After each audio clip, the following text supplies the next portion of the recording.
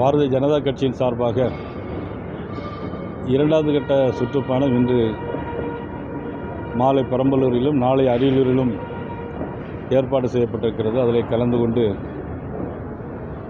உரையாற்றுவதற்காக தமிழகத்தில் நடைபெறுகின்ற ஆட்சியினுடைய குறைகளை சுட்டிக்காட்டுவதற்காகவும் தஞ்சாவூரில் பாதிக்கப்படுகின்ற நெற்பயிர்களை போய் பார்த்து விவசாயிகளுக்கு ஆறுதல் கூறவும் அவர்கள் 17% ஈரப்பதம் நெல்லுக்கு 22% உயர்த்திக்கிறதுக்கு மத்திய அரசு குழுவை அனுப்பியிருக்கிறது. அதையும் பரிந்துரை செய்வதற்காகவும் இன்றும் நாளையும் சுற்றுப்பயணத்தில் செய்வதற்காக போகிறோம். சார், இவ்வளவு நெல் மூட்டைகள் தொடர்ந்து வேஸ்ட் ஆகிட்டு இருக்கு சார், உழைப்பு.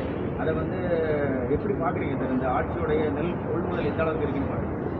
அதாவது ஆட்சி ஒரு நல்ல ஆட்சியாக இருந்தால் இதுக்கு முன்னாடியே அவங்க என்ன பண்ணுங்க, அவ்வளோத்தையும் உடனடியாக கொள்முதல் பண்ணி அதை அந்தந்த உணவு கிட்டங்களை அடைச்சிருக்கணும். ஆனால் இன்றைக்கி என்னென்னா அதிலே ரொம்ப காலதாமதம் ஏற்படுது. அதிலே ஒரு மூட்டைக்கு 40 ரூபா கமிஷன் கேட்குறாங்க அப்படிங்கிற ஒரு குற்றச்சாட்டு இருக்குது. ஆக இதை அரசாங்கம் சரியான முறையில் கையாளவில்லை என்பது தான் நம்முடைய குற்றச்சாட்டு.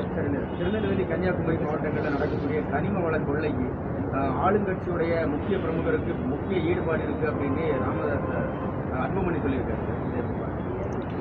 திருநெல்வேலி மாவட்டத்தில் மட்டும் இல்லை, தமிழ்நாடு முழுக்கவே ஆளுங்கட்சியினர் தான் எல்லா கல் கோரையிலுமே ஒரு லாரிக்கு எவ்வளோ அப்படிங்கிற மாதிரி எல்லா மாவட்ட செயலாளர்கள், மாவட்ட மந்திரிகள் அதில் ஈடுபடுவதாக தான் குற்றச்சாட்டு. எல்லா இடத்துலையுமே அது பரவலாகவே இருக்கிறது. ஒரு அரசு அதிகாரியே அண்ணன் செல்வ பெருந்தகை அயோக்கியன்னு சொல்லியிருக்காரு. முன்னாடி சார் மாதிரி யார் அந்த சார் மாதிரி யார் அந்த அயோக்கியன்னு சொல்லி பிஜேபி மூலம் கேட்பீங்களா?